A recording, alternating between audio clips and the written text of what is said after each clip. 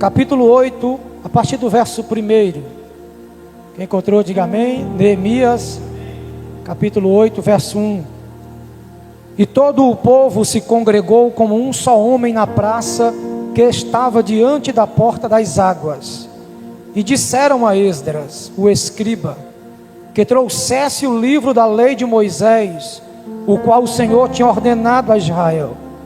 E Esdras, o sacerdote, trouxe a lei diante da congregação, tanto de homens quanto de mulheres, e de todos os que podiam ouvir com entendimento, no primeiro dia do 7º mês.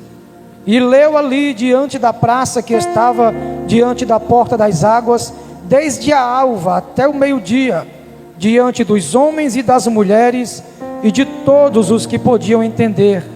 E os ouvidos de todo o povo estavam atentos ao livro da lei. E Esdras, o escriba, pôs-se num púlpito de madeira, que tinha feito para esse fim. E junto dele estavam à sua mão direita Matitias e Semá, e Anaías, e Urias, e Ilquias, e Maazéias, e à sua mão esquerda Pedaías e Misael, e Malquias e Rassum, e Rasbadana, Zacarias e Mesulão. E Esdras abriu o livro perante os olhos de todo o povo, pois ele estava numa posição mais elevada que todo o povo. E ao abri-lo, todo o povo se pôs de pé. E Esdras bendisse o Senhor, o grande Deus. E todo o povo respondeu: Amém, Amém. Erguendo as mãos, e encurvaram a cabeça, e adoraram o Senhor com o rosto em terra. Também Jesua, e Bani, e Sebarias, e Jamim, e Acube, e Asebitai, Rodias, Maazéias, Quelita, Azarias e Josabade, Hanã, Pelaías e os levitas ajudavam o povo a entender a lei, e o povo permanecia de pé aonde estava. Assim leram o livro da lei de Deus de modo claro, e explicavam o sentido, e ajudavam o povo a entender. Amém? Os irmãos podem se assentar.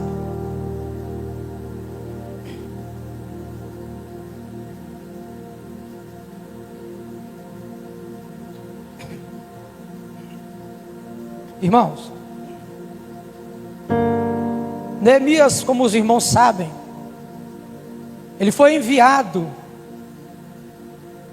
após perguntar como estava o povo, e após ficar sabendo da notícia que o seu povo estava vivendo um período de grande calamidade. Isso se deu não assim que saíram do cativeiro, que durou cerca de 70 anos, mas tempos depois, quando o povo de Judá, após sair do cativeiro, chegaram em Jerusalém, eles foram por 2 vezes impedidos de reconstruir o templo e os muros. Na primeira vez, assim que o povo chegou em Jerusalém, eles se depararam com o estado em que estava a cidade, em ruínas, e eles então começaram a colocar a mão na massa para trabalhar. E quando todo o povo estava reunido trabalhando, isso na primeira leva, sob os comandos de Esdras, o povo, ao trabalhar, foi surpreendido pelos samaritanos, que era o povo de Israel, que não foi levado ao cativeiro. Mas essa parte do povo são as 10 tribos que foram para o norte. Vale ressaltar aos irmãos que a única partícula das tribos de Israel que foi ao cativeiro foi Judá e Benjamim. As outras 10 tribos foram para o norte, se misturaram com os assírios, e aí virou um povo místico, híbrido, sincrético, criam em outros deuses, em outras doutrinas, e Israel acabou ali. E esse povo, tornando-se os samaritanos, pois foi em Samaria que eles fizeram a sua capital, quando eles viram o povo de Judá regressando a Jerusalém para reconstruir, eles se aproximaram no livro do Esdras, capítulo 4, e pediram a eles para que os deixassem construir com eles. E eles negaram, uma vez que eles estavam crendo em outros deuses, atolados até o pescoço na idolatria. Então o povo de Judá recusou a ajuda dos samaritanos. E é aqui que começa a guerra entre judeus e samaritanos.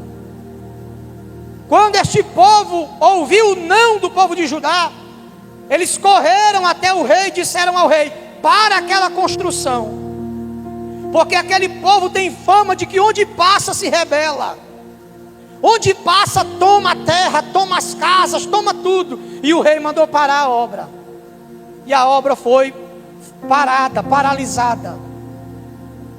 Então aí Deus levanta outros profetas e começa a profetizar a fim de incentivar o povo a voltar a construir. O povo se levanta, volta a construir pelas ordens de Zorobabel e Josué. Constrói um altar, e quando eles levantam esse altar, os anciões que viram a inauguração do templo de Salomão começaram a olhar para o altar que Zorobabel tinha construído e começaram a se desfazer daquele altar, porque era um altar de cimento batido, sem porcelanato, sem revestimento. O altar não tinha ouro, não tinha prata, não tinha feno, não tinha cobre, nada de precioso, só a palavra de Deus. E eles disseram: Deus não vai operar nesse altar. E a construção para de novo, pelo desânimo causado agora dessa vez, não pelos inimigos, mas pelo próprio povo desanimando a si mesmo. E é aqui que Deus levanta Ageu e diz: e nesse período, vale dizer aos irmãos, que o povo ficou tão triste com esse negócio de construir templo, que eles foram viver suas vidas. Cada um foi para o seu lado, construir suas casas, cuidar de suas famílias. Sabe aquele período que dá no cristão, e ele diz assim: a partir de agora eu vou deixar esse negócio de obra de lado, vou deixar esse negócio de buscar Deus de lado, e vou cuidar de mim, vou cuidar da minha vida, vou cuidar da minha família, vou buscar mais por mim. Ele começa a tirar os olhos daquilo que Deus mandou fazer, na intenção de fazer só por si. E é aqui que Deus levantou Ageu: é tempo de vocês construir as vossas casas luxuosas, enquanto a minha casa está em ruína. Subi o monte, buscai madeira, diz o Senhor, e construí uma casa para mim habitar. Olha a exortação de Deus. E o povo se anima. Só que a obra é gigantesca, e sem uma liderança forte, o povo não consegue. E é nesse cenário que Neemias aparece, fortalecendo o povo a cercar Jerusalém com os muros que haviam sido derribados. Os irmãos são sabedores, ninguém aqui é leigo, que toda cidade naquela época tinha muro por causa das invasões. E constantemente cidades eram invadidas, atacadas por nações vizinhas. Então era cada um no seu quadrado. Quanto mais forte a muralha, quanto mais alta a muralha, quanto mais larga a muralha, mais poderosa era a cidade. Por isso que Jericó era conhecida como uma cidade fortificada, porque era possível construir casa em cima de seus muros, de tão largo que eram os seus tijolos, de tão alto que eram as suas muralhas. E Raabe construiu ali sua casa com uma finalidade: para que ela fosse a primeira meretriz a ver os homens novatos que entravam na cidade. E ali estava a sua casa no alto do muro. E aquela cidade, mesmo fortificada como era, Deus colocou aqueles muros abaixo. Nação nenhuma teve o poder de derrubar Jericó, só Deus. Porque Deus não derrubou, Deus afundou o muro. Porque se Deus derruba aquele muro, a casa de Raabe caía também. E notem os irmãos, que Israel, os muros haviam sido derribados completamente, as portas queimadas. Então a cidade estava vulnerável. Qualquer um podia entrar e sair. Já havia sido saqueada, não havia riquezas lá, não havia tesouros. Mesmo com as muralhas derribadas, ninguém queria nem entrar lá, não havia nada, só escombros. O único que ficou no meio dos escombros até morrer foi Jeremias, lamentando e profetizando restauração. Porque Nabucodonosor disse a ele que fosse para a Babilônia, que ele ia cuidar de Jeremias lá dentro. Ele ia ser o único a não ser escravo. E o profeta se recusou aí e disse que permaneceria no meio dos escombros, profetizando restauração. E morreu profetizando: Deus vai restaurar esse povo. E acontece que quando Neemias volta, a primeira coisa que Neemias faz: levantar as muralhas. Observe que quando Zorobabel e Josué chegaram, a primeira coisa que eles fazem, está lá em Esdras capítulo 3, a partir do verso 10, é um altar. Eles levantam primeiro um altar. Por isso que deu a confusão que deu. Porque eles levantaram um altar para pregar, fazer culto, ofertar a Deus, desprotegidos. E nota, os irmãos, que quando nós olhamos para Israel nesse período, a gente vê a vida de um crente, que é formada pelo menos em 3 fases. Primeiro, Deus cerca para separar. Deus cerca para dividir, para afastar dos inimigos, da imundícia, do pecado, das nações pagãs. Depois que Deus cerca, Deus separa, Deus trata, Deus limpa.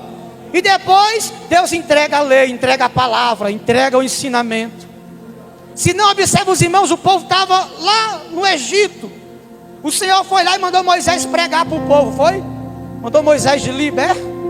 Arrastou o povo para o deserto, ensinou o povo a viver na dependência, separou, dividiu tribo em cada tribo, cada um na sua casa, colocou o povo em ordem. E em Deuteronômio Deus disse: agora vocês vão ouvir a minha palavra, porque ninguém está preparado para ouvir a palavra de Deus enquanto não se separar do mundo. Enquanto não se separa do mundo, não se coloca na posição como servo de Deus, a palavra de Deus bate e cai, bate e cai. Mas quando você está separado, limpo, organizado, na posição que Deus quer, a palavra se assenta no teu coração, faz morada na tua vida e germina e dá frutos.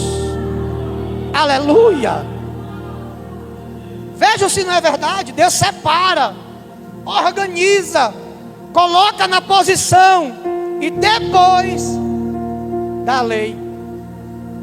Tem muita gente aí que nem se consertou, quer pregar, nem se organizou, quer que Deus entregue segredos que o céu só dá para quem está onde Deus quer. Observe que Neemias foi enviado a Jerusalém com um propósito: ficar na brecha, porque essa era a queixa de Deus para Ezequiel. Ezequiel, eu fui nos montes e não achei os profetas. Eu fui no templo e não achei os sacerdotes. Eu fui nos palácios e os príncipes não estavam lá. E eu estou procurando um homem que construa um muro e fique na brecha.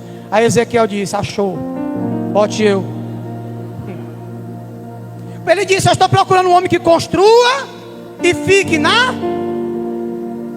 Muitas das coisas que nós perdemos na nossa vida, nós perdemos porque depois de construir, saímos da brecha.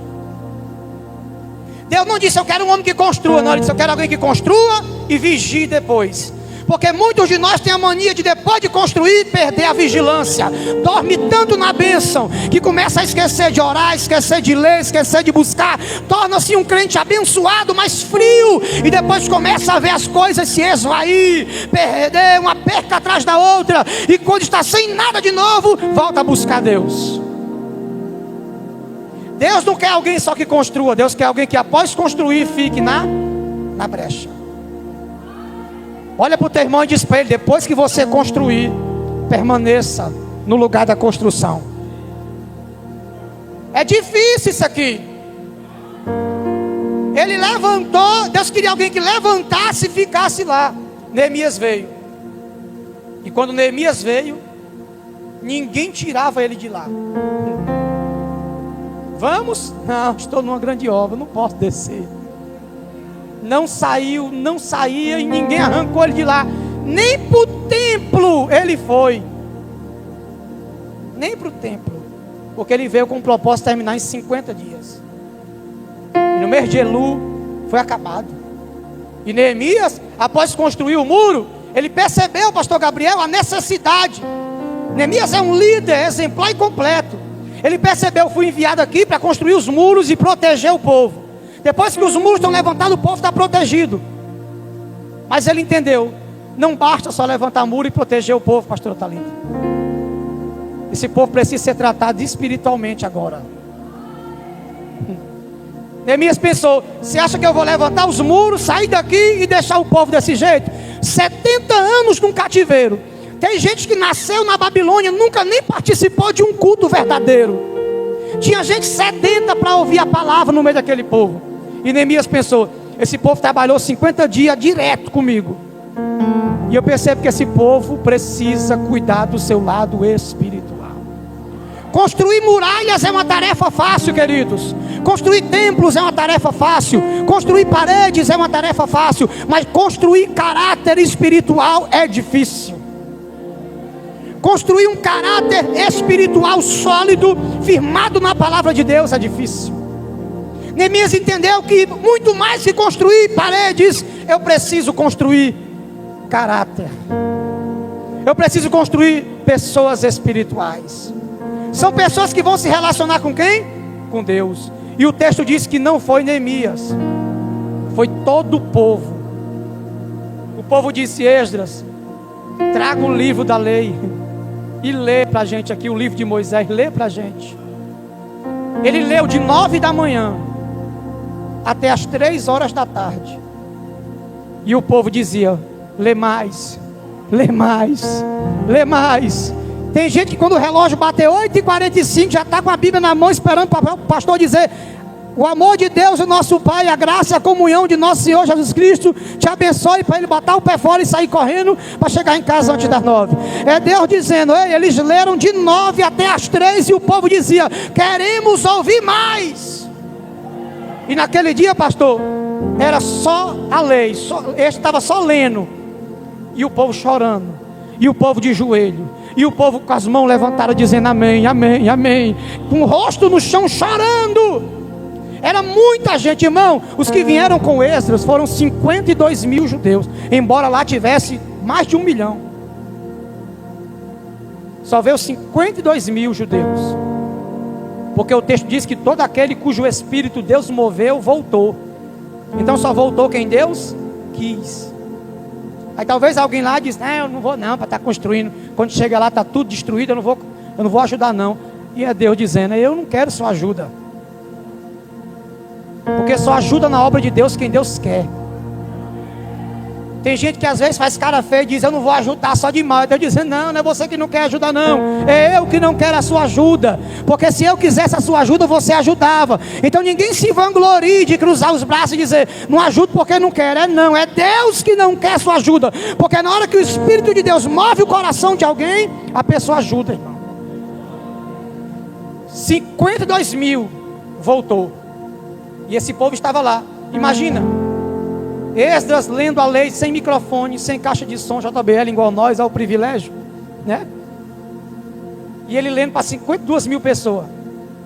E o povo que estava com ele, os levitas, ouviam Esdras falar, corriam até o povo, porque entre aquele povo já tinha gente falando aramaico, falando a linguagem dos babilônicos, e não entendiam o que Esdras falava em alguns momentos. E aquele culto foi tão maravilhoso que enquanto Esdras pregava, meu amigo Adilberto, o povo saía explicando: olha, ele quis dizer isso, olha, ele quis falar isso. E alguém dizia: não estou entendendo não, olha, isso, é isso. Enquanto ele pregava, os obreiros desciam e iam explicando para ninguém ficar sem entender o culto naquele dia. Por que houve aquele avivamento? Nós temos pelo menos 6 pontos aqui que fazem com que um culto seja avivado. Primeiro ponto, está no verso 1. O povo se reuniu como um só homem. É preciso ter comunhão em um culto para que haja avivamento por meio da palavra. O segundo ponto está no verso 2. E de todos os que ouviam com entendimento. É preciso ter entendimento para ouvir a palavra de Deus e compreendê-la. Quem não tem entendimento, peça a Deus que a todos dá. E quem não tem humildade para pedir a Deus, peça ajuda pelo menos a alguém. Mas não fique sem compreender. Se você não entender, quando o pregador descer do altar, diga a ele: ó irmão, tu falou uma palavra aí que eu não entendi não, me explique. Mas não vá para casa levando aquela semente com casca. O terceiro ponto está no verso de número 3, no finalzinho. E os ouvidos de todo o povo estavam atentos. É preciso atenção na hora que a palavra de Deus está sendo pregada. Senão não há avivamento. Porque tem pessoas que entram num culto e perguntam: por que aquela irmã está sentindo e eu não? Por que aquele irmão está sentindo e eu não? Por que dá glória e eu não estou sentindo vontade de dar glória? Porque só dá glória, só reage à palavra de Deus quem compreende a palavra de Deus. Quando eu entendo, eu reajo. Quem não reage é porque não compreende. Mas a partir do momento em que eu capto a mensagem de Deus, eu reajo, é espontâneo. Há uma reação de Deus. Tem pregadores que tentam forçar o povo a reagir, sendo que a mensagem foi incompreensível. É aquilo que eu disse numa saudação. Primeira carta aos Coríntios, capítulo 14, verso 8, diz que se a trombeta tiver um som incerto, quem se preparará para a batalha? Se a trombeta der um som incerto, quem é que vai se organizar para a batalha? Então, se você prega e ninguém entende, ninguém se prepara. Vão dar glória a Deus porque você está pedindo, ou porque você está mandando. Mas o glória a Deus tem que ser espontâneo, gerado através da compreensão da palavra. Quando eu compreendo, meu espírito reage. Não é através do pedido do pregador, é a reação espiritual. Olha o quarto, está no verso de número 5. E ao abri-lo, todo o povo se pôs de pé. É necessário que haja reverência para que haja avivamento. Eu não falo reverência de ficar em pé na hora de ler a palavra. Eu falo reverência em todos os sentidos. Não mascar chiclete, não conversar coisas paralelas com quem está do lado, não tirar a atenção de quem quer ouvir, não ficar brincando com o filhinho da... o pregador pregando e a pessoa brincando com o nenenzinho da irmã do lado, e Deus querendo falar, e quando termina a pessoa diz que não, Deus não falou com ela, mas Deus falou. É porque a pessoa se distraiu. Olha lá, o quinto está no versículo 6. O povo dizia amém, amém, erguia as mãos, se curvava e adorava. Isso aqui é a reação. É necessário que haja uma reação da igreja mediante a palavra. Quando a igreja reage mediante a palavra, Deus entrega àquele que está pregando revelações. Porque quando a igreja reage à palavra, Deus entende a fome da igreja por palavra, e Deus dá cada vez mais àqueles que pedem. Olha o sexto, está no verso de número 8. E explicavam o sentido e ajudavam a entender. É necessário que haja uma unidade na igreja, para aqueles que compreendem mais possam ensinar os que compreendem menos. Às vezes você está aqui, o irmão do seu lado, o pregador mandou abrir em Mateus, o irmão do seu lado está em Apocalipse, está com a Bíblia de cabeça para baixo, e você está vendo, mas você não ajuda. Às vezes você está ali do seu lado e está vendo o irmão folheando, caçando, procurando, já foi em todo canto e está pensando até que na Bíblia dele não tem Mateus, e você já achou, mas não ajuda. Quando você olhar, observar e ver que alguém não compreendeu alguma coisa, o dever é ajudar. Tendo dito isso, eu gostaria agora de entrar nesse texto e falar com os irmãos sobre um tema que Deus propôs no meu coração. E eu gostaria que você repetisse comigo, se não for lhe enfadar. Diga comigo: o púlpito é de madeira. Eu quero pregar sobre isso hoje aqui, porque se nós olharmos aqui para o versículo de número 3, versículo 4, o texto diz: e Esdras o escriba pôs-se num púlpito de madeira que tinha feito para esse fim. O púlpito foi feito para qual finalidade? Para que sobre ele fosse colocado o livro de Moisés, a palavra da lei, a palavra de Deus. Alguém tem um móvel desse aqui em casa? Tem? Alguém que você conhece tem um móvel desse aqui em casa? Na sala, na cozinha, no banheiro para colocar shampoo, creme? Tem não? Em algum lugar, em um comércio, um mercadinho, uma padaria, onde você já foi, você viu um móvel desse? Onde é que a gente vê esses móveis? Somente na igreja. Porque esse móvel é feito com uma finalidade, pastor. Só uma, qual é? Sustentar a palavra de Deus. E para que nele seja exposta através de quem prega a palavra de Deus. Esse móvel foi feito para esse fim. Mas o púlpito me chamou a atenção, porque o púlpito que ele fez foi de madeira. O nosso aqui é de vidro, né? Mais sofisticado. Mas Deus falou ao meu coração sobre o púlpito de madeira. O púlpito fala muito sobre a vida de quem prega. É um móvel selecionado com a finalidade de expor a palavra de Deus. Única e exclusivamente. Fica no meio do altar, diante de toda a congregação. Ninguém olha para o púlpito, claro. Olha para quem está pregando, para quem está assumindo a tribuna, para quem está assumindo o púlpito. A responsabilidade é grande. Mas quem está aqui fala sobre a palavra de Deus. E não somente sobre a palavra de Deus, porque a palavra de Deus é viva e eficaz, mas só faz efeito se for pregada através da vida de quem tem vida. Lembra daquela mulher que Elias ressuscitou seu filho? Ela disse: vejo agora que a palavra de Deus vindo da sua boca é verdade. Lembra daquela menina em Atos capítulo 16? Ela corria atrás de Paulo e Silas e dizia: ei, eis aí 2 homens de Deus que pregam a palavra do Senhor. Ele olhou para trás e repreendeu aquela moça, para que o espírito saísse da vida dela. Observe que em nenhum momento Paulo disse: menina, se cala, menina, eu te repreendo. Ele disse: espírito, sai dela. Paulo não entendeu que a guerra dele não era contra ela, era contra o espírito que estava usando ela. Em nenhum momento Paulo repreendeu a menina, Paulo repreendeu o espírito. E é isso que está acontecendo. Muitas pessoas estão usando a tribuna, não com a sua vida, mas com outra vida, uma vida que levam, que é contrária à vida em que a Bíblia selecionou para ele viver. E isso, o púlpito fala mais sobre a nossa vida do que sobre a palavra. Olho para o púlpito e vejo um homem de Deus.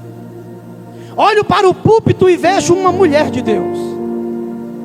Eu olho para o púlpito e vejo homens que Deus escolheu. Eu olho para o púlpito e vejo pessoas com dons, pessoas com talentos, pessoas espirituais. Eu olho para o púlpito e vejo homens capacitados para exercer a chamada. Eu olho para o altar e vejo inspiração de Deus.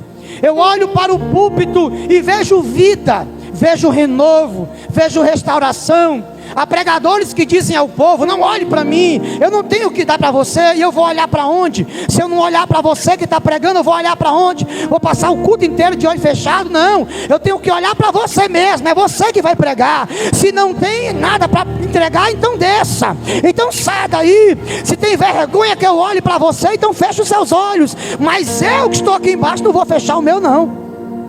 Quem está aí tem que olhar para quem está aqui. E muitos pastores às vezes têm temor quando o povo está tudo encarando. Já em muitos cultos que eu participei, já vi pastor derrubando copo de altar, copo cheio d'água lá, e ele com o olho fechado com vergonha do povo, aí pá, derrubava o copo. Outros lá na cabeça do Paulo Cerrado ali, fui para um culto lá, a mulher disse essa mesma coisa, para o povo não olhar para ela. E naquele negócio todo pregando aqui, ela começou a dar uns passos para frente, derrubou o púlpito. Então muitas pessoas que assumem a tribuna têm vergonha, sentem vergonha. E esse é o maior medo da humanidade: falar em público. No chuveiro a gente consegue cantar, em casa a gente consegue pregar, a gente prega muito bem aqui, mas quando vai falar não consegue. A gente não erra uma palavra pregando aqui, ó. A gente imagina até o povo pulando, saltando, rodando, dando glória a Deus com aquela palavra que a gente vai falar de noite. Aí quando chega aqui de noite para pregar, o microfone só falta pular da mão, não sabe o que dizer, chama Jesus de Genésio, esquece o que ia falar. Isso acontece porque o púlpito traz esse temor para quem fala. E o púlpito é de madeira, por quê?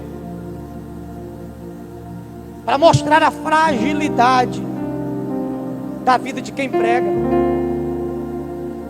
que é a mesma fragilidade da vida de quem ouve. E a gente tem a mania de olhar para quem está pregando e achar que a vida dele é mais poderosa, é mais forte que a minha. Mas a vida é a mesma. A fragilidade é a mesma. Elias é conhecido na teologia como o leão dos profetas. Nunca ninguém na Bíblia teve a ousadia que Elias teve, de apontar o dedo para o céu e dizer: ele vai fechar e não vai chover. E depois colocar o dedo de novo e dizer: vai chover, e chover. E Deus ouvir a sua voz e atender. E o texto diz em Tiago que ele era um homem sujeito às mesmas paixões que nós. Elias olhou para Acabe, o rei de Israel, e disse: olha, não vai chover. E quando Jezabel falou: ainda hoje eu te mato, ele criou um ataque, um transtorno de ansiedade generalizada, e saiu correndo no deserto de Beceba, dizendo: me mata, me mata, me mata, me mata. Que nem Sansão, forte, força é o que tinha nele. O leão veio contra ele, ele pegou o leão e matou o leão. Depois ele passou, o leão estava morto, cheio de mel. Ele comeu, ganhou do leão vivo e perdeu para o leão morto. Que ele era um nazireu, não podia comer e tocar em coisa morta. Aí o leão morreu: tu me matou, vou colocar um melzinho aqui. Aí Sansão passou, viu o leão morto, o mel lá, comeu. Ganhou do leão vivo e perdeu para o leão morto. Quantos homens de Deus estão assim, ganhando dos leões vivos e perdendo para os leões mortos? O diabo vem com fúria, vem atacando. E quando ele vê que o crente está preparado para o ataque, ele recua e volta com doçura. Porque nós só se prepara para o ataque, não se prepara para as bajulações. Quem é que vai revidar um elogio? Irmã, tu tá linda. Linda é você. Irmã, que roupa linda. Linda é a sua, me respeite. Alguém vai revidar um elogio? Ninguém? Obrigado. Mas se disser: irmão, tá feio hoje, hein? Feia é tu, com essa tua cara torta. E começa reagir à crítica, a gente reage. Mas reagir a um elogio, revidar um elogio. Sansão viu que o leão veio com força e matou. Mas quando o leão veio com mel, ele caiu. Não se prepare só para os ataques que vem por cima, por baixo, pelos lados, que vem com arma, com escudo, com lança, com espada, com foice. Se prepare para os ataques de Judas, que vem com beijos. Se prepare para os ataques de Pedro, que parece querer o seu bem, mas está na verdade cancelando o propósito de Deus na sua vida. Você não vai morrer, Senhor. Não se prepare só para os ataques violentos. Se prepare para os ataques carinhosos. Glória a Deus. Glória a Deus.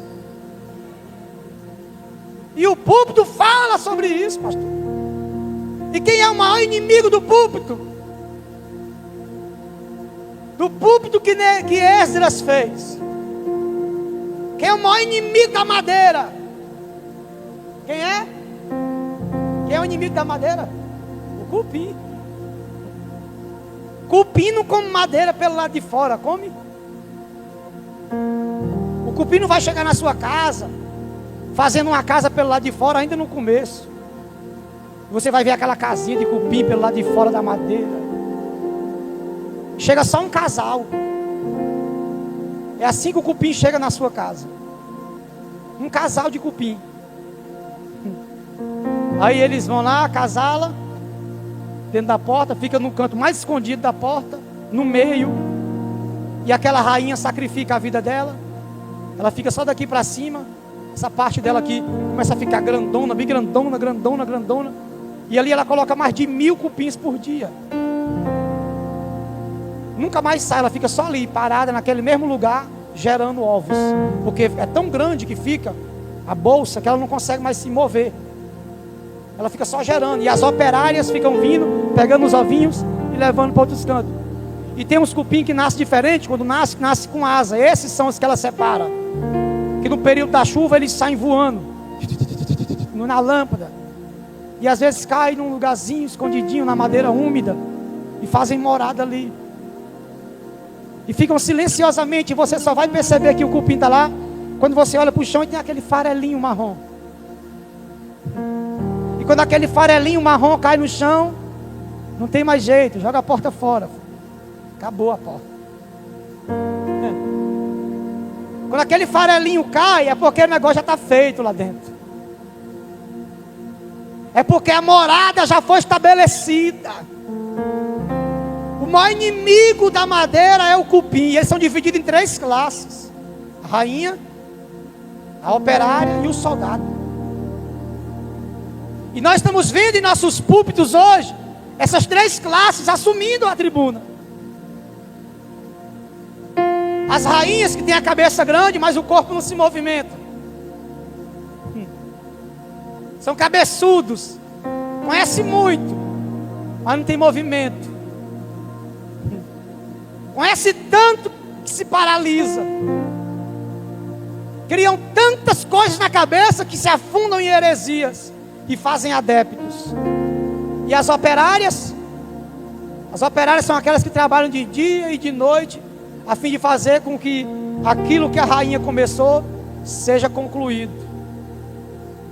Sabe qual é o detalhe crucial das operárias? É que elas são estéreis. Nenhuma delas dá filhote. Só a rainha. As operárias não dão filhote. Daqui a pouco a rainha morre, aí essa operária vai para o lugar dela. Operária não, operária, estou falando de cupim, não dá filhote. Você vai já entender o que eu estou querendo dizer. Não dá filhote. Trabalha para que aquela heresia seja espalhada e acaba se tornando uma pessoa infértil. Não produz nada para o reino de Deus. Acaba semeando coisas que não está na Bíblia, que não é de Deus, que não faz parte da comunhão de Deus, e acaba se tornando uma pessoa estéril. É o que Paulo disse: aprendem sempre e nunca chegam ao conhecimento da verdade. Uma hora aprende aqui, uma hora aprende ali, uma hora aprende ali, uma hora já não é mais isso, é aquilo, uma hora é aqui, uma hora é lá, e está sempre conhecendo, e não sabe mais nem o que crer.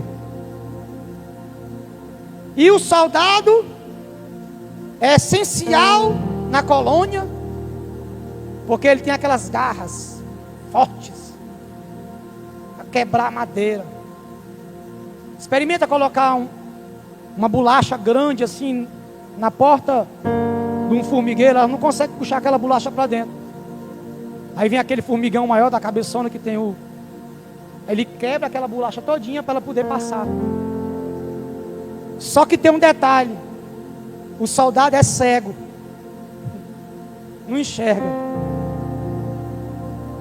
É forte, mas não enxerga, não tem visão. Então nós temos aqui 3 classes, não é? Que podem destruir um púlpito de madeira. Alguém com a cabeça grande e um corpo sem movimento. O essencial para o movimento de uma igreja é o corpo. A cabeça é Cristo, sim ou não? Ela pensa, a igreja reage. Cristo pensa, a igreja se movimenta. Quando a igreja coloca outra cabeça acima dela, que não é Cristo, ela perde o movimento. Ela para. A operária é a estéril. Quantos cristãos estão assim, estéril? Entra ano, sai ano, não ganha ninguém para Jesus. Entra ano, sai ano, não desperta o dom. Entra ano e sai ano, não quer assumir a sua posição. Entra ano e sai ano e fica dizendo: não quero, agora não, depois eu vou, deixa mais para frente. E Deus dizendo: assume a tua posição, porque eu só vou entregar o que você me pede quando você estiver aonde eu quero que você esteja. Aleluia. A gente quer muito de Deus, mas não quer fazer esforço para estar onde Ele quer nos colocar. A operária trabalha muito, sim ou não? Trabalha demais. mas não produz nada. Ela só produz ali, pastor. Qual é o trabalho dela? Ir lá, buscar ovo na bolsa e separar em algum canto. O trabalho dela é esse. Nós temos que ter cuidado também com os soldados, que são fortes, mas são cegos. Jesus falou para os fariseus: guias cegos. Jesus chamou de guias cegos e disse a ele: ai de vós, escribas e fariseus, porque percorreis o mar e a terra para fazer um prosélito, e quando o fazem, o tornam 2 vezes mais filho do inferno do que vocês. O que é um prosélito? É alguém convertido ao judaísmo. Alguém que era do mundo, aí se converteu ao judaísmo, se tornou um fariseu, e eles faziam de tudo para que alguém se convertesse. E quando o cara se convertia, pastor, eles faziam o cara se tornar um religioso nato. Não pode isso, não pode aquilo, não faça isso, não faça aquilo, e fazia o cara se tornar 2 vezes mais filho do inferno do que eles. Tem pessoas que estão gerando religiosos e não cristãos, gerando juízes, porque eles tinham que lidar, sabe com o quê? 248 proibições, 365 mandamentos. É o que ele tinha que decorar para viver. Aí Jesus chegou e falando: vocês não estão vivendo nada. Vocês estão pregando tudo, mas não estão vivendo um mundo que vocês pregam. Chegava no templo: eu dou meu dízimo 2 vezes por semana. Ainda bem que eu não sou igual esse publicano. E quem saía justificado é quem estava na porta com a mão no coração dizendo: tem misericórdia de mim, Senhor, porque eu não passo de um pecador. E ele lá dentro se gloriando do dízimo, da oferta que dava, do jejum que fazia, saiu de lá mais sujo do que entrou. E esse é o perigo de sermos guiados por pessoas que a gente olha e vê a aparência e acha que tem potencial. Jesus falou: pelos frutos os conhecerei. A síndrome de Samuel só pode ser esse. O bíceps dele é muito grande. Só pode ser esse aqui, ele é muito alto, forte, cabeludo, bonito. Só pode ser esse aqui, fala bonito demais, tem uma boa retórica, a dicção é audível, dá para entender, é esse. E Deus dizendo: não, o que eu escolhi está lá dentro do mato, cuidando de ovelha e tocando harpa. Não sabe falar, não tem altura, não tem jeito, mas é rei. A gente não pode se iludir com aparência. Aleluia. Irmão, os maiores homens de Deus caíram depois dos seus melhores sermões. Depois dos seus melhores sermões caíram. Eu acho que às vezes nós temos que ter o que Jonas teve no púlpito. Jonas é o único pregador da Bíblia que pregou uma mensagem de 40 minutos e ganhou todo mundo, até os animais jejuou, e ele ficou triste com o resultado. Agora eu morro, agora eu quero morrer, porque esse povo aceitou Jesus. Ele foi no alto do monte esperar o povo sair de lá morto, e o povo saiu dando glória a Deus e aleluia. A mensagem de Jonas teve mais impacto do que a mensagem de Jesus. E ele não gostou do resultado. Talvez se nós tivéssemos esse mesmo sentimento, a gente se ensoberbeceria menos. Ao pregar e não puxar a glória para si. Eu ganhei 2 almas para Jesus. Eu ganhei 3 almas para Jesus. Eu fiz, eu fui, eu falei. Quem faz, quem foi, quem ganhou é Deus. É o Espírito de Deus na vida de quem prega, na vida de quem canta. Jesus falou em João 15:5, a parte C: sem mim nada podereis fazer. Nada. Tem um corinho que diz, né? Se Deus puxar a tomada, não canta, não prega, não faz nada. É isso que acontece com muita gente hoje. Que a beleza da aparência ofusca a glória de Deus. A intenção de se apresentar bem parecido ofusca o brilho do sermão. É sermão no fogo e não fogo no sermão. E o púlpito está sendo ameaçado constantemente. Note, os irmãos, cupim come madeira silenciosamente. A ver se está ali na sua casa. com seu rack comprado na Casas Bahia, em 16 vezes no cheque pré-datado, e você passa um óleozinho de peroba todo dia naquele rack, e nem imagina que lá dentro já tem uma casinha se formando de cupim, porque a madeira não pode estar úmida. Se tiver úmida, o cupim vai para cima. E aí é que acontece, a gente muitas vezes está deixando o cupim crescer e nem está percebendo. E não é por fora, é por dentro. O cupim começa a comer pelo lado de dentro. A gente muitas vezes está com as atitudezinhas, achando que são normais essas atitudes, mas não são. É cupim crescendo, fazendo colônia, casa dentro de nós.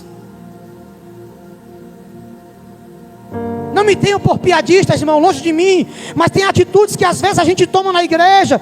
Dizer eu não quero, eu não vou, hoje não. Que acabam revelando que há cupim em nós se formando. E ou nós arrancamos isso agora, ou eles vão fazer morada, vão crescer. E vai chegar um tempo em que a madeira não vai ter mais salvação. Lembra aquelas árvores quando você passa? Você vê aquela casa de cupim gigantesca, aquela bola assim, ó. Não tem mais jeito para aquela árvore ali, irmão. Milhões de cupim já estão ali dentro, comendo ela por dentro. Não é por fora, você vê a árvore em pé. Em pé. Mas dentro da oca. Seca de tudo. Não tem seiva, não tem nada mais dentro. É só chegar lá e que ela cai, quando cai no chão ainda cai só o farelo. Cupim já roeu tudo ali dentro. Às vezes nem eles estão mais lá, porque não tem mais o que comer. Você quebra aquelas casas, não sai um cupim de dentro. Já foram embora, já fizeram o trabalho deles. Sabe por que o púlpito é de madeira? Para revelar o cuidado que nós temos que ter com ele. Para revelar o zelo que nós temos que ter com o púlpito. O púlpito é a nossa vida, é o nosso altar particular, é a nossa vida com Deus, a nossa vida de oração, a nossa vida de leitura. Um dia sem ler a Bíblia pode ser o suficiente para um casal de cupim fazer morada. Um dia sem fazer uma oração, pelo menos um agradecimento, pode ser o suficiente para um casal de cupim fazer morada. Um dia sem agradecer a Deus, um dia de chateação, um dia de briga com seu marido, com a sua mulher, um dia de estresse dentro de casa pode ser o suficiente. Uma pessoa que tem uma vida contínua de oração, vai chegar um momento em que o diabo vai dizer: ora hoje não, tu já ora demais, e ela vai achar que as orações que fez é suficiente para ela hoje não orar, tirar uma folga. Se tem duas coisas que ninguém tira folga, é de leitura de palavra e de oração e jejum. Não se tira folga, até de férias da sua empresa, aonde você estiver no mundo, espero que nos melhores lugares, lá você vai ter que orar. É possível orar sem jejuar, mas é impossível jejuar sem orar. Tem gente que jejuma e não ora, não serve, mas dá para orar sem jejuar. Enquanto eu estou em jejum, eu tenho que estar em oração. Aí quando eu estou em oração, não é necessário e obrigatório eu estar em jejum. Mas lembre-se, no dia que o desânimo bater, que você olhar para a Bíblia e ficar aquela guerra: leio ou não leio, oro ou não oro, lembrando da palavra, lembrando do culto, e sabe que tem que ir, e às vezes vai por obrigação, vai sem querer, aí pega a Bíblia, começa a suar, dá sono, dá uma agonia, aí pega o Instagram e acaba a agonia. A gente às vezes não consegue, passa 30 minutos procurando uma palavra que nos edifique, mas passa 2 horas assistindo vídeos de meme para dar risada. Júlio César disse: dê pão e circo ao povo e eles nunca se revoltarão. Quem que gosta disso, irmão? E se tem uma coisa que a palavra de Deus não é circo, nem entretenimento. A palavra de Deus é alimento para a vida eterna. Aqueles que ouvem a palavra de Deus são comparados a homens que construíram a sua casa sobre a rocha. Ouvem, praticam. Tiago fez um apelo: por favor, não sejam só ouvintes. Por favor, não vai para a igreja só para ouvir a palavra. guarda pelo menos alguma coisa. Essa palavra, ela é a detetização da madeira desse altar, que vai impedir o cupim de fazer morada. O cupim vai bater na porta de manhã e vai ver de joelho e vai dizer: não, o detetizador está aí, vamos embora. Vai vir de tarde para ver se tu desanimou, está de joelho lendo a Bíblia, e os cupim vai dizer: vamos voltar, que o detetizador está aí. Vai vir de noite na hora de dormir para ver se tu está cansado do trabalho, e vai dizer: vamos embora, que a mulher está orando, vamos embora, que o homem está orando, ele não para de orar. E você vai estender a mão e dizer: vai embora da minha casa, cupim, porque na minha casa, na madeira do meu púlpito, cupim não faz morada, porque ela é revestida de jejum, é revestida de oração, é revestida de leitura da palavra. Cadê você, irmão? Aleluia. Como é que eu faço, pastor, para o cupim não atacar o meu púlpito? Temos alguns ingredientes na Bíblia. A arca da aliança, ela é feita de quê? De ferro ou de madeira? A arca da aliança era de madeira, sim ou não? E o cupim pegou a arca. Embora em muitas vezes a arca fosse esquecida, desprezada, todos os requisitos para o cupim avançar. Quando ficou na casa daquele homem 20 anos, ele não cuidou da arca. A arca ficava sozinha. E alguém entrava lá uma vez por ano. Uma vez por ano alguém entrava lá. Ficava um ano inteiro só, e o cupim não tocava. Pergunte por quê? Porque Deus estava lá, pastor. Porque a arca era revestida de ouro. Tinha madeira, mas tinha ouro revestindo. Diga para o seu irmão: o segredo é ser revestido. Não é vestido, é revestido, porque vestido nós já fomos. Então agora nós somos revestidos. Você chega aqui, um púlpitozinho de madeira na igreja, fica ali pelos banquinhos, não sabe nada de Bíblia, não sabe nada de Deus. Aí o Senhor vai te cercando, constrói um muro em volta de você, te separa do mundo, te ensina a palavra. Aí o púlpito de madeira começa a ganhar forma, dá uma saudação, canta um louvor. Daqui a pouco esse púlpitozinho de madeira é revestido pelo Espírito Santo. Aí o cupim não toca mais. E o revestir é exatamente isso: é proibir, impedir, bloquear a passagem do cupim. Aleluia. Quando nós olhamos para Efésios capítulo 6 verso 11, Paulo diz: revesti-vos de toda a armadura de Deus. Quando olhamos para Colossenses capítulo 3 versículo 14, o que está escrito? Paulo disse: revesti-vos do amor. Quando olhamos para a primeira carta de Pedro capítulo 5 versículo 5, Pedro diz: revesti-vos da humildade. Aleluia. Um crente vestido de humildade, vestido de amor, vestido das armaduras de Deus, é o suficiente para o cupim não tocar no seu púlpito. É o suficiente para o cupim não tocar na sua vida. Fica de pé comigo, crente. Aleluia. Cupim não toca em púlpito revestido. Quem crê nisso? Púlpito revestido de amor, cupim não toca. Aí chega aquele cupinho querendo colocar raiva, querendo colocar ira no coração do irmão, da irmã contra o irmão, mas a irmã é revestida de amor, não entra a raiva aqui. Aí o cupim vai lá e tenta fazer o Romário ficar soberbo, ficar exaltado, mas o Romário é revestido da humildade. A exaltação não entra no Romário. Aí o cupim vem tentando atacar a tua mente, atacar a tua vida, mas esse aqui é revestido das armaduras de Deus.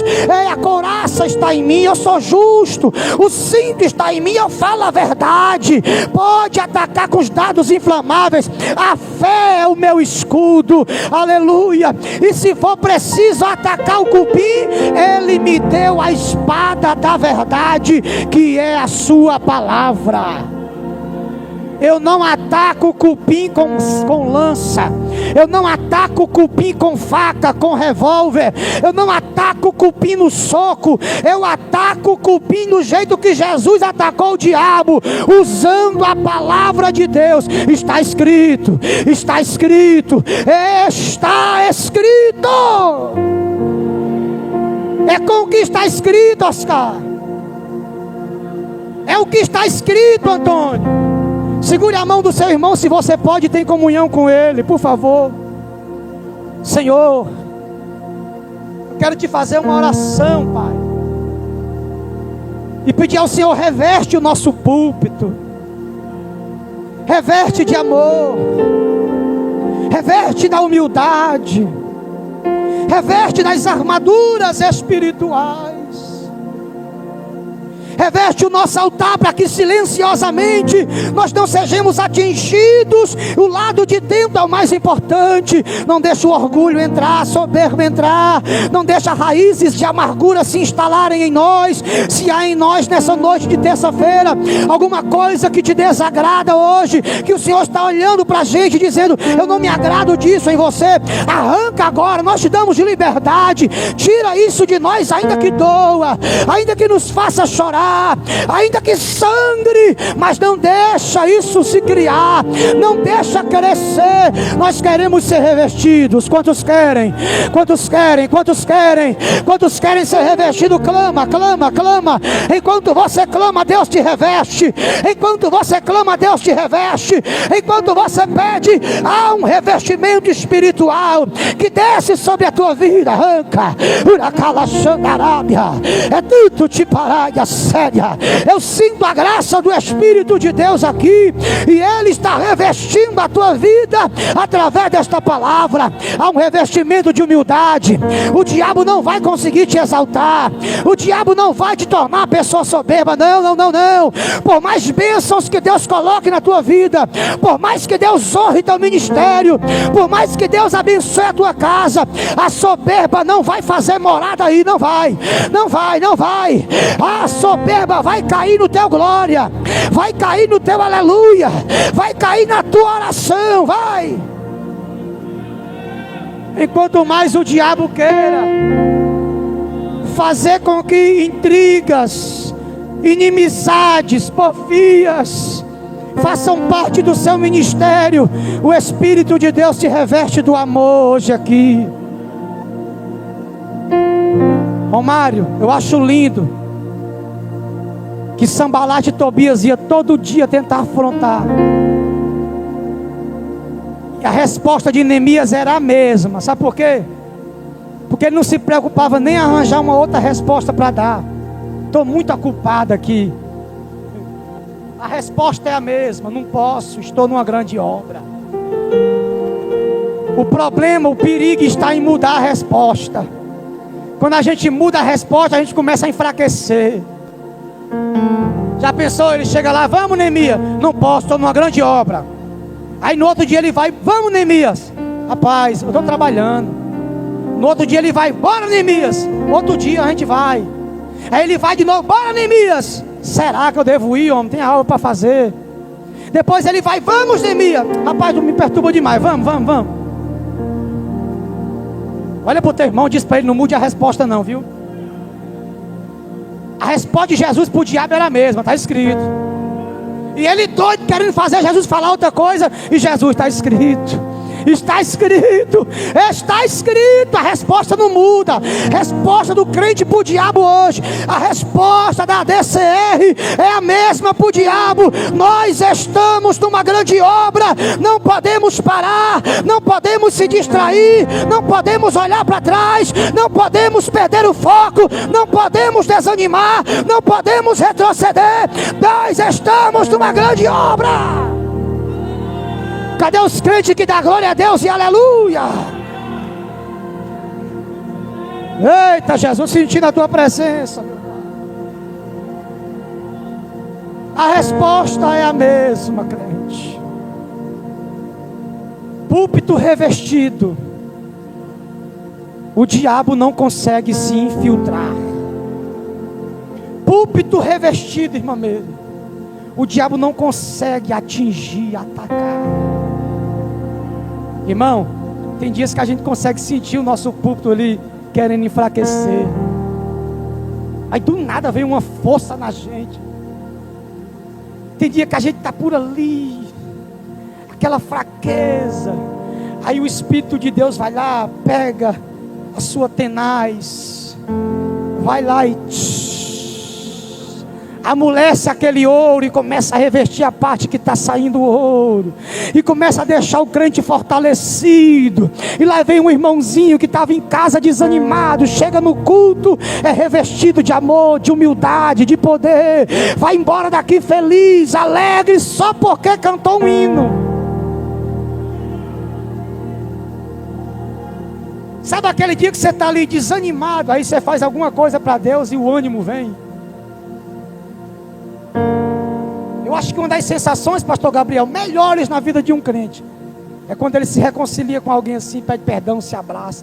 Aí dá aquela sensação de paz, de alegria.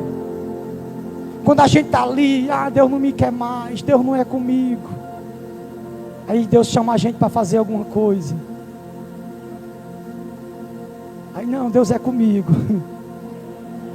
A nossa vida é feita, é igual a irmã Meire daqui, da área hospitalar, dos médicos, ela sabe, né? Quando o paciente está ali em coma, fica aquele negocinho lá, no seu nome, né, irmão? Batimentos cardíacos, tão fácil.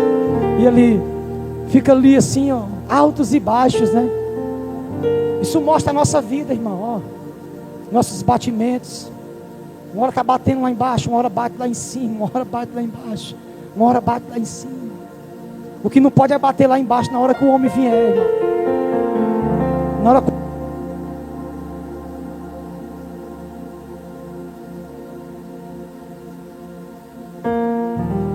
Na hora que o homem vier, o batimento tem que estar lá. Bota a mão direita no teu coração.